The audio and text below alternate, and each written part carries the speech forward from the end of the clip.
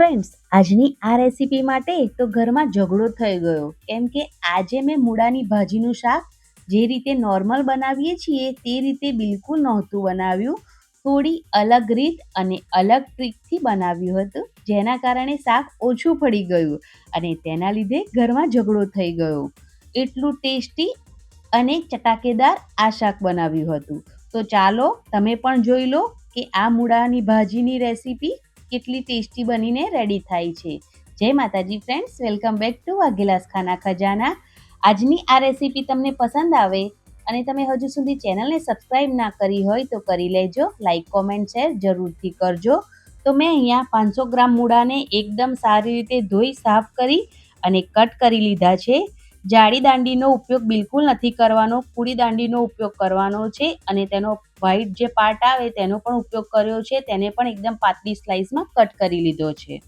હવે વઘાર માટે કડાઈમાં તેલ ગરમ કરવાનું છે.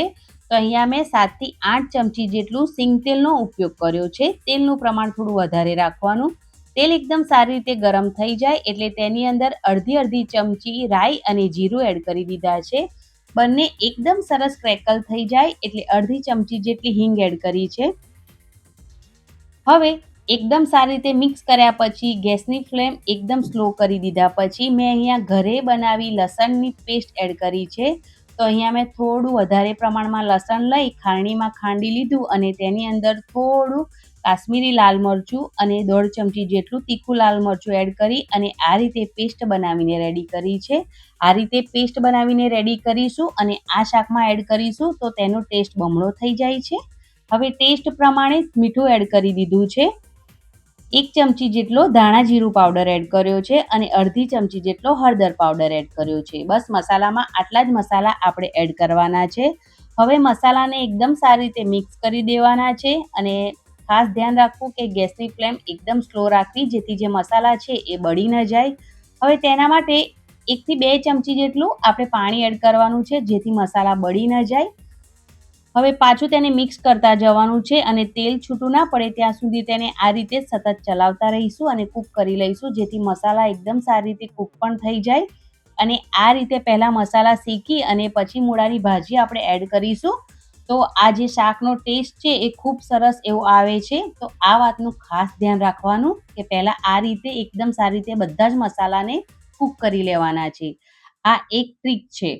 હવે જે મૂળાની ભાજીને ધોઈને સાફ કરીને રાખી છે તેને એડ કરી દેવાની છે અને તેને મસાલા સાથે એકદમ સારી રીતે મિક્સ કરી લેવાની છે. હવે જે ગેસની ફ્લેમ છે એ હવે આપણે મીડિયમ કરી દેવાની છે અને એકદમ સારી રીતે મિક્સ કર્યા પછી ઢાંકણ ઢાંકી તેને 2 મિનિટ માટે કૂક કરીશું.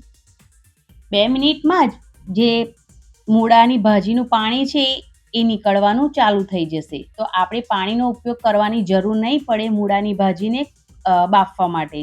તો તમે જોઈ શકો છો કે 2 જ મિનિટમાં એકદમ સારી રીતે જે પાણી છે એ છૂટું પડી ગયું છે અને આ જ પાણીથી મૂળાની ભાજી એકદમ સારી રીતે કૂક થઈ જશે. તો ફરી એકવાર તેને એકદમ સારી રીતે મિક્સ કરી લઈશું અને 3 થી 4 મિનિટ માટે ઢાંકણ ઢાંકીને જ્યાં સુધી તેલ છૂટું ના પડી જાય અને મૂળાની ભાજી એકદમ સારી રીતે કૂક ના થઈ જાય ત્યાં સુધી તેને કૂક કરી લેવાની છે. ગેસની ફ્લેમ થોડી ફાસ્ટ કરી દેવાની છે.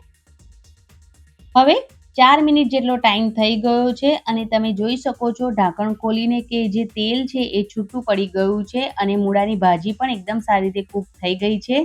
તમે થોડું ચમચાની મદદથી દબાવીને ચેક કરશો તો તમને ખબર પડી જશે અને જો થોડી કચાશ લાગે તો ઢાંકણ ઢાંકી ફરી 1-2 મિનિટ માટે તમારે કૂક કરી લેવાની છે.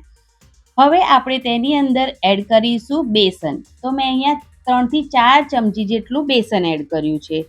ભાજીની અંદર શું થાય તેટલું જ આપણે બેસન એડ કરવાનું છે અને આ રીતે બેસન એડ કરીને આપણે આ મૂળાની ભાજીનું શાક બનાવીશું ને તો તેનો ટેસ્ટ જે નોર્મલ શાક તમે બનાવો એના કરતાં પણ વધારે બમણો થઈ જાય છે. તો બેસન આપણે કાચું એડ કર્યું છે ને તો તેને એકદમ સારી રીતે ભાજી સાથે પહેલાં આપણે મિક્સ કરી લેવાનું છે અને ઢાંકણ ઢાંકીને 3 મિનિટ માટે આપણે બેસનને એકદમ સારી રીતે કૂક કરી દઈશું જેથી જેની જે કચાશ છે એ દૂર થઈ જશે અને બેસન એકદમ સરસ ભાજીમાં શોષાઈ જશે. તો 3 મિનિટ જેટલો ટાઈમ થઈ ગયો છે. બેસન પણ એકદમ સરસ કૂક થઈ ગયું છે અને આપણી જે આ મૂળાની ભાજી છે તે પણ બનીને રેડી થઈ ગઈ છે. તો હવે ગેસની ફ્લેમ આપણે બંધ કરી દેવાની છે અને આ શાક તો રેડી થઈ ગયું છે. ના વધારે ટાઈમ અને તમે જે નોર્મલ શાક બનાવો છો તેના કરતાં પણ બમણા સ્વાદવાળું આ શાક બનીને રેડી થાય છે. તો ચાલો હવે આ મૂળાના શાકને આપણે સર્વ કરી લઈએ. તો તમે આ મૂળાના શાકને રોટલી ભાખરી સાથે ખાઈ શકો છો. અત્યારે શિયાળામાં ખૂબ પ્રમાણમાં મૂળા મળી જ રહ્યા છે. તો તમે પણ આ રેસીપી જરૂરથી ટ્રાય કરજો. નોર્મલ રેસીપી તો તમે ટ્રાય કરી જ હશે, પણ આ નવી રીત અને નવી ટ્રીકવાળી રેસીપી તમે જરૂરથી ટ્રાય કરજો. ખૂબ ટેસ્ટી એવું શાક બનીને રેડી થાય છે. નાના બાળકોને પણ ખૂબ ભાવે છે. મારા ઘરમાં તો બધા આંગળા ચાટીને ખાઈ જાય છે, એટલું ટેસ્ટી આ શાક બનીને રેડી થઈ જાય છે. તો તમને જો મારી આજની આ રેસીપી પસંદ આવી હોય ફ્રેન્ડ્સ, તો પ્લીઝ ચેનલને જરૂરથી સબસ્ક્રાઈબ કરજો, લાઈક કરજો અને આ વિડીયોને વધારે ને વધારે ફ્રેન્ડ્સ અને ફેમિલી મેમ્બરમાં જરૂરથી શેર કરજો અને કોમેન્ટ કરીને તમારા અનુભવો જરૂરથી શેર કરજો. Thanks for watching. જય માતાજી.